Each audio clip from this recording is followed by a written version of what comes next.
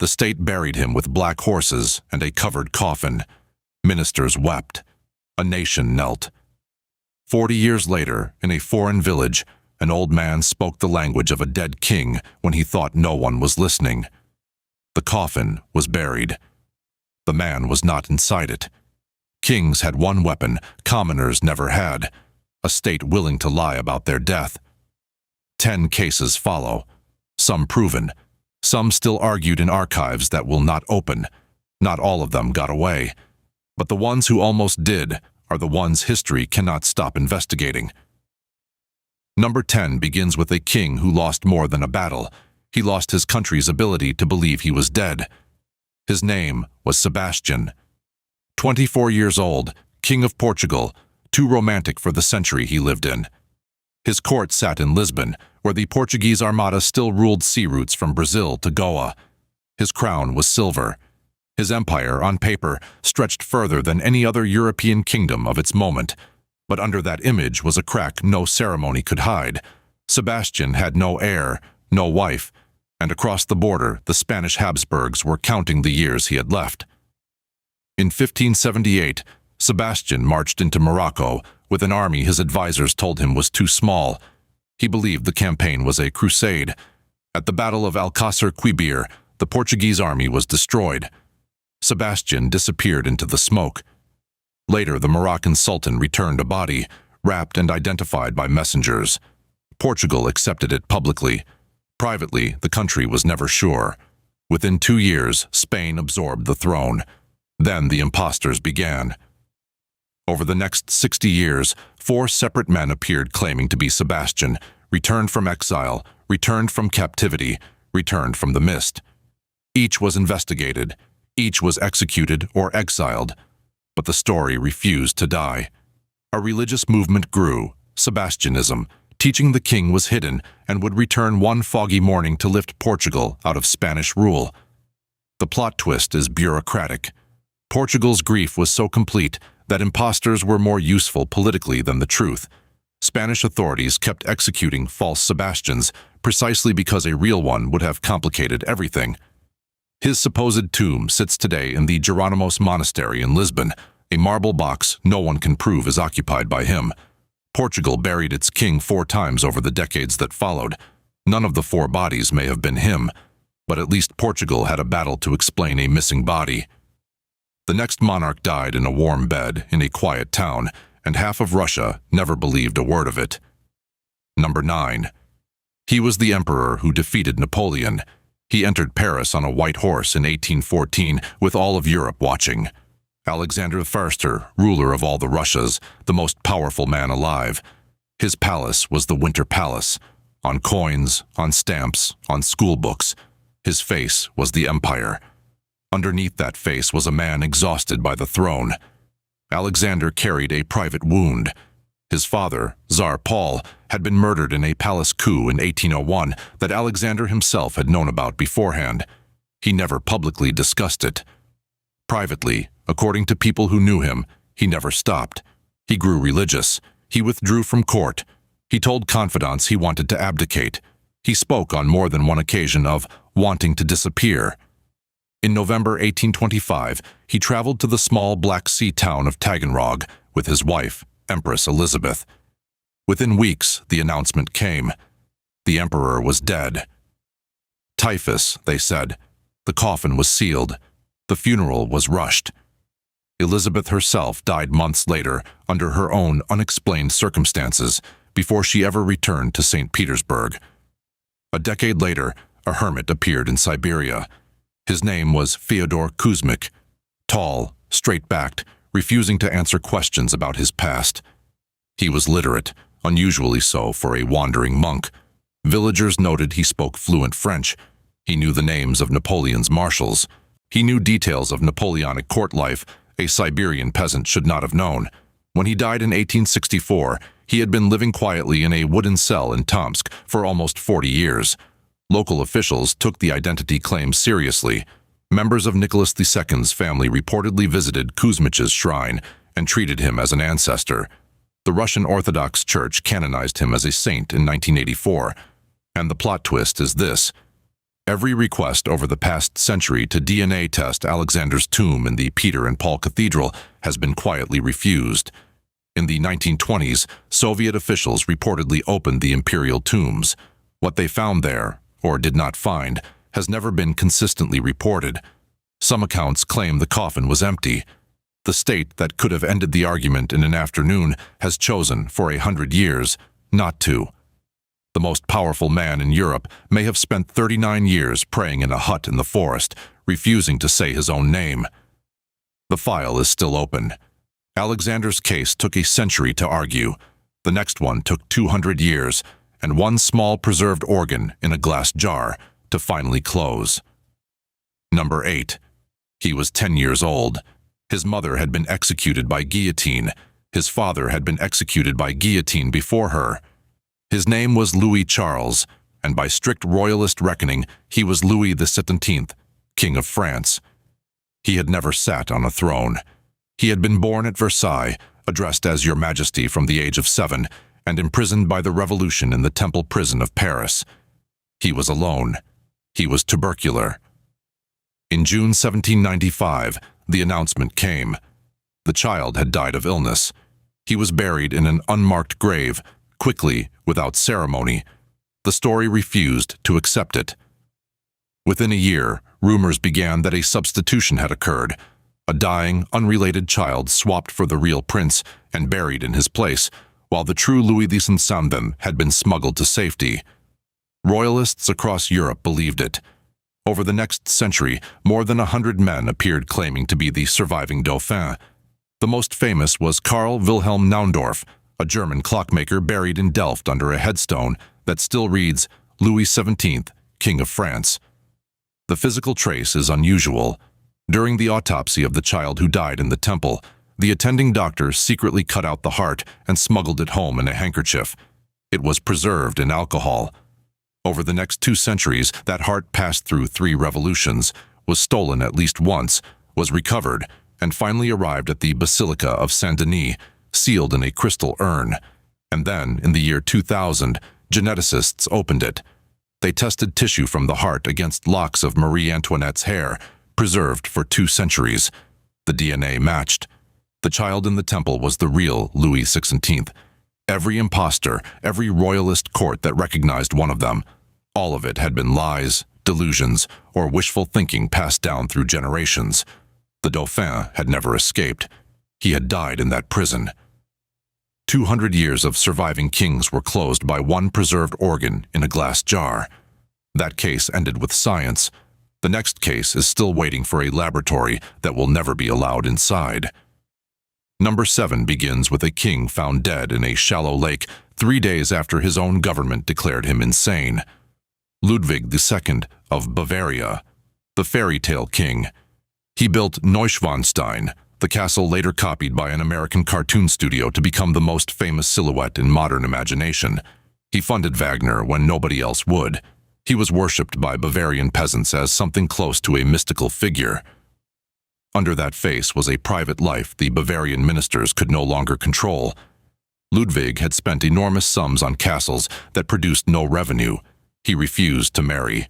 He withdrew from Munich, ruling by letter from remote mountain palaces. In June 1886, a psychiatric commission, physicians who had never met Ludwig, declared him mentally unfit to rule. His uncle was installed as regent. Ludwig was moved to Berg Castle on the shore of Lake Starnberg. On the evening of June 13, 1886, Ludwig went for a walk along the lake with his chief psychiatrist, Dr. Bernhard von Gudden. They did not return. Search parties found them hours later, both dead, in shallow water not far from shore. The official cause was drowning. The state moved quickly to close the matter, but the file had holes. The autopsy found no water in Ludwig's lungs, the standard medical marker for drowning, missing. Dr. von Gudden's body showed signs of a struggle. The shore where the 2 men were found was shallow enough to stand in. The Wittelsbach family sealed the autopsy report and kept it sealed for more than a century. In Bavaria, rumors began within days. Some historians argue Ludwig staged his own drowning as part of an escape plan, with allies waiting on the far side of the lake. Others argue he was murdered mid-attempt. Nobody argues that the version the Bavarian government sold was the whole truth. In 2007, a Munich art historian claimed to possess Ludwig's coat from that night, a coat with 2 bullet holes.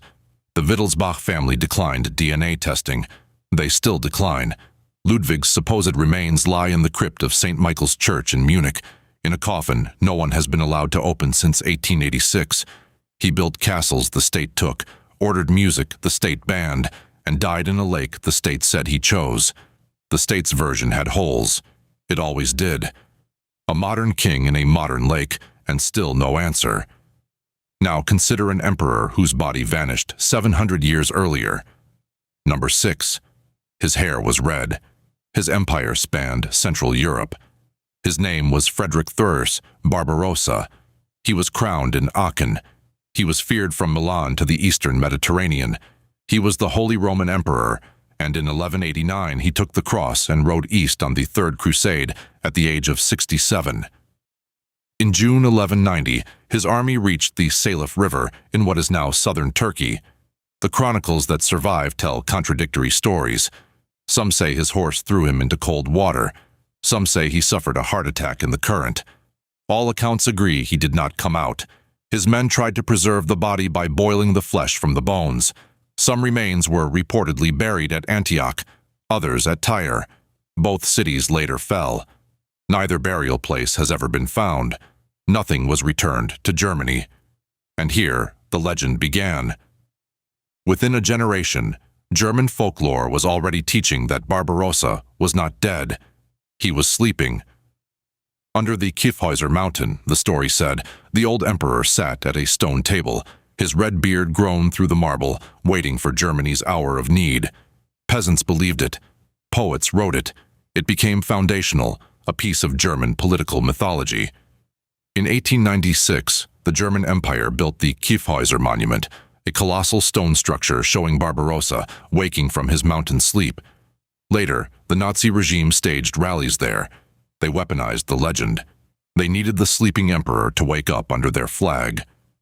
The plot twist is quiet. No one has ever produced Barbarossa's actual remains.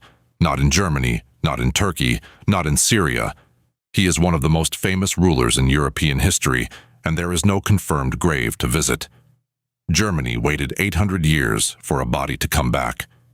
Somewhere in the Middle East, or in a river, is bone that no historian can prove is his. Barbarossa's body was lost to a river. The next king was lost to an arrow, supposedly, on a hill in England.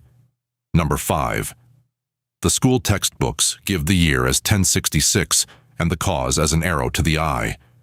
His name was Harold Godwinson, King Harold II, the last Anglo-Saxon king of England. He had been crowned in January, defeated the Norwegian invaders at Stamford Bridge in September, and then force-marched his exhausted army south to meet William of Normandy at Senlac Hill on October 14th. By evening, the battle was lost. But the story of Harold's death was strange from the start. The Bayeux Tapestry shows an arrow strike, but the figure who takes the arrow and the figure who falls under a Norman sword are not necessarily the same man. Norman chroniclers insisted Harold had died on the field. English chroniclers told a different story. Harold's body was so mutilated, no one could identify it. His mistress, Edith Swanwick, was called in.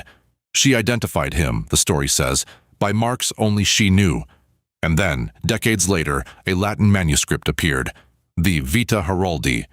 An anonymous author writing in the 12th century recorded a full account of Harold's survival.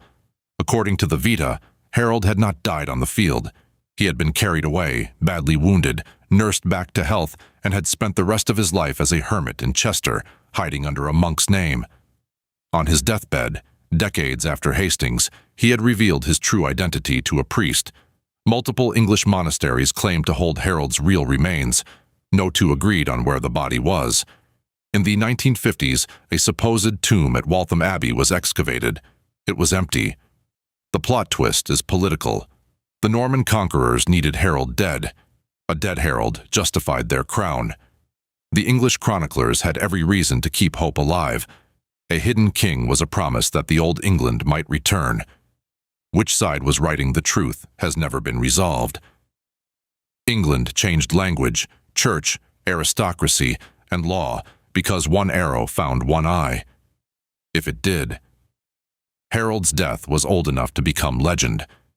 The next case is modern enough that people who knew the king personally were still alive when the rumors started. Number 4 is a strange one, because in this case the king really did die. The public just refused to accept it.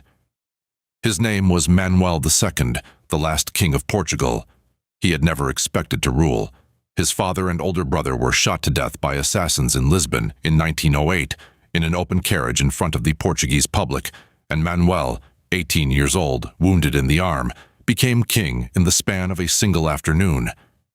2 years later, in 1910, a Republican revolution ended the Portuguese monarchy. He boarded a yacht. He sailed to Gibraltar. He never sat on the Portuguese throne again. He arrived in England as an exile at 21. He settled in Fulwell Park, in Twickenham. He married a German princess. He spent decades assembling one of the greatest private libraries of Portuguese literature ever compiled, over 30,000 volumes, catalogued in his own handwriting. He did not fight. He had accepted that the world he was born into was gone.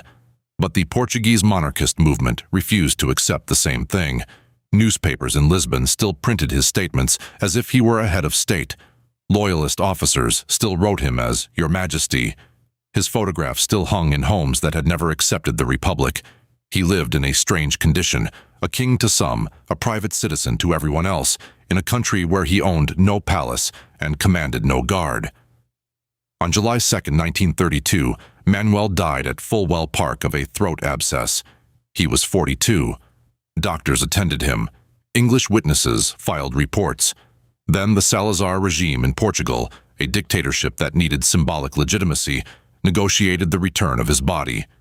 In August 1932, Manuel was buried at the Pantheon of the House of Braganza in Lisbon, in a full-state funeral for a king the state had spent 22 years pretending did not exist. Then the rumors began. In Portuguese monarchist circles, quiet stories spread for years. Some said the body brought back from England was not his. Some claimed Manuel had faked his death to escape a life of political theater and was living quietly in a Kentish village under a merchant's name. No serious historian has ever taken these claims seriously. Manuel died where the records say he died. But the human layer here is what makes it fit. Manuel wanted to be forgotten by history, and even that was denied him. In this case, the pattern is inverted. The king did not fake his own death. The country faked his survival for him. The strange surviving trace is that library, 30,000 books, still preserved today at the Ducal Palace of Vila Viçosa. Portugal buried a king it had already exiled, and it still couldn't quite let him go. One royal family the public wanted alive. Now a royal family the public spent 80 years insisting had survived a massacre, when the truth was worse. Number 3. 7 bodies in a cellar, 2 bodies missing for 89 years, and one woman in Berlin who convinced surviving Romanov relatives that she was the youngest Grand Duchess of Russia. The Romanovs did not fake their deaths, but the story of their deaths became one of the most confused and imagined disappearances of the 20th century, because the Soviet state hid what it had done so completely that the world was free to imagine anything. Nicholas II was the last tsar. His 4 daughters were Olga, Tatiana, Maria, and Anastasia. His only son, Alexei, was a hemophiliac. Their private world was the Winter Palace and the Alexander Palace at Tsarskoye Selo, rooms of white and gold, Fabergé eggs, chapels lined with icons. On the world stage, they ruled the largest empire on earth. They abdicated in March 1917. They were placed under house arrest, moved to Tobolsk, then Yekaterinburg. On the night of July 17, 1918, they were shot in the basement of the Ipatiev house by Bolshevik guards. The bodies were dismembered, doused in acid, burned, and buried in 2 separate locations in the Ural forest. The Soviet state did not officially confirm the family's death for years. Into that vacuum came the imposters. Because the death itself was hidden, survival became imaginable. Anna Anderson was the most famous. She surfaced in Berlin in 1920 after a suicide attempt, refused to identify herself, and eventually began claiming she was Grand Duchess Anastasia. She was accepted by some Romanov relatives. Nicholas II's sister-in-law believed her. His first cousin believed her. She fought a legal case in German courts for 32 years. She died in 1984 in Virginia, still claiming the identity. In 1991, after the Soviet Union began to collapse, the first grave was excavated in the Ural forest. It contained the bones of 5 members of the imperial family. 2 were missing, the Tsarevich Alexei and one of his sisters. The Soviet cover-up had done its work. The world had been arguing about the wrong absence for 70 years. In 1994, geneticists tested tissue samples from Anna Anderson against DNA from members of the Romanov family. She was not Anastasia. She was Franziska Szankowska, a Polish factory worker who had disappeared from Berlin in 1920 with a history of mental illness. Every relative who had recognized her, every court that had entertained her case, all of it had been wrong. And then, in 2007, in a second grave nearby, the remaining 2 bodies were found, Alexei and the last missing sister. The final Romanov absence was closed almost 90 years after the murder. There had been no survivors. The world buried Anastasia 3 times, in 1918 when the family was shot, in 1994 when the DNA proved Anna Anderson was not her, and in 2007 when the last bones were finally lifted from the forest floor. The Romanovs did not fake their deaths. The Soviet Union faked their disappearance so completely that the world spent decades believing what the state's silence invited it to believe. The Romanovs died, and the world imagined survivors.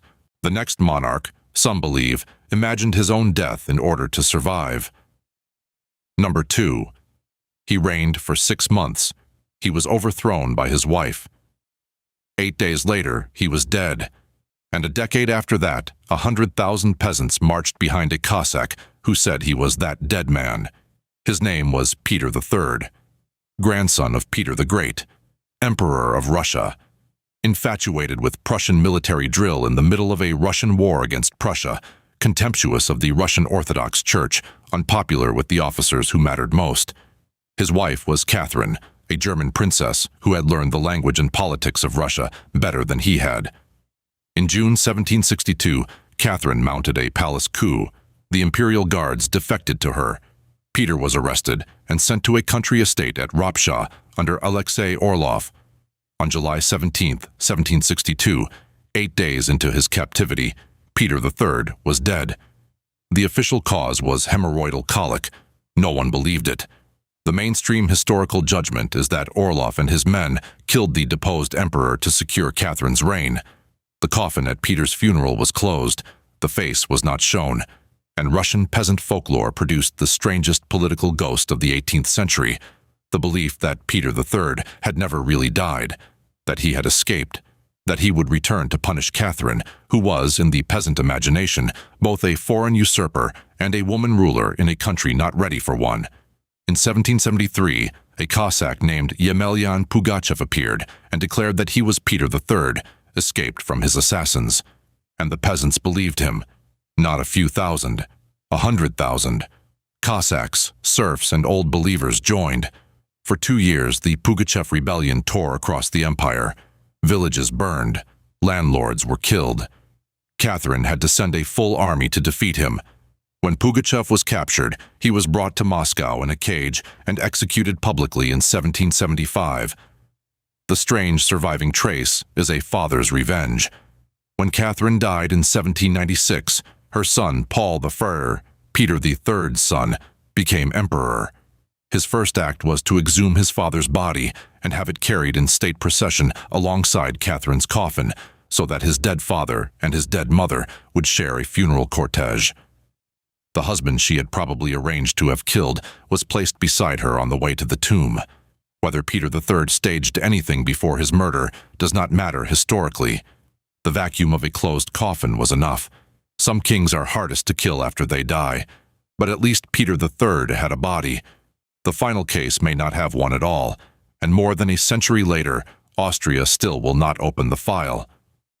Number 1. He was the heir to an empire of 50 million people. He was found dead beside a 17-year-old baroness in a hunting lodge. The scene was scrubbed before investigators arrived. and the Vatican, which does not grant Catholic burial to suicides, buried him with full Catholic honors. His name was Rudolf, only son of Emperor Franz Joseph and Empress Elizabeth of Austria-Hungary. 30 years old, married unhappily to a Belgian princess, intelligent, politically progressive, morphine-dependent, at war with a father who represented everything Rudolf wanted the empire to leave behind. He corresponded with liberals, wrote anonymously for progressive newspapers, and had been drawn into secret contact with Hungarian nationalists. His letters were being intercepted. His father had ordered him to end his affair with Baroness Mary Vetsera. On the night of January 30th, 1889, Rudolf and Mary were at the Mayerling hunting lodge outside Vienna. In the morning, they were found dead. The lodge was cleaned before any independent investigator saw it. Servants were sworn to silence. Mary's body was smuggled out of Mayerling, sitting upright in a carriage, dressed as if she were still alive, propped between two of her uncles. She was buried in secret at a village cemetery. The Habsburg court declared it a suicide. That was the version given to the newspapers. That was the version taught in Austrian schools. But it did not survive the smallest examination. Catholic burial in that period was not granted to suicides. The Vatican made exceptions rarely and reluctantly, and yet Rudolf was interred with a full Catholic funeral in the imperial crypt in Vienna, in a coffin no one has been permitted to open since. The paperwork suggested the church had been told something that made suicide the correct public story, but not the correct private one. Empress Elizabeth, Rudolf's mother, wore black for the rest of her life. According to her lady-in-waiting, she said quietly, more than once, that she did not believe Rudolf was in that tomb. She was assassinated 9 years later in Geneva, still searching. Franz Joseph never spoke publicly of Mayerling again. The theories multiplied. State-arranged assassination, a French intelligence operation, a Prussian one, a political killing staged to look like romantic tragedy. Each has serious historians behind it. None has been ruled out. In 2015, a suitcase surfaced in a vault at a Vienna bank. It contained letters written by Mary Vetsera in the days before Mayerling, letters her family had hidden for nearly a century. They confirmed that Mary believed she was going to die with Rudolf, but the wording, historians noted, could be read in more than one way. The Imperial Capuchin crypt in Vienna, where Rudolf's coffin rests, has never been forensically examined. The Habsburg family opposes it. The Austrian state has, for over 137 years, respected that opposition. The Mayerling file has been officially sealed, unsealed, and resealed 6 times. As of this year, it is sealed again. An empire that could not save its heir wrote his ending anyway, and that empire fell 29 years later, dragged into a world war it could not win, partly because the man who should have been ruling it was in a locked coffin no one is allowed to open. 3 images stay with you. A crystal urn in Saint-Denis that ended a 200-year rumor with one hardened muscle. A Bavarian coat with 2 bullet holes the Wittelsbach family will not let a laboratory near.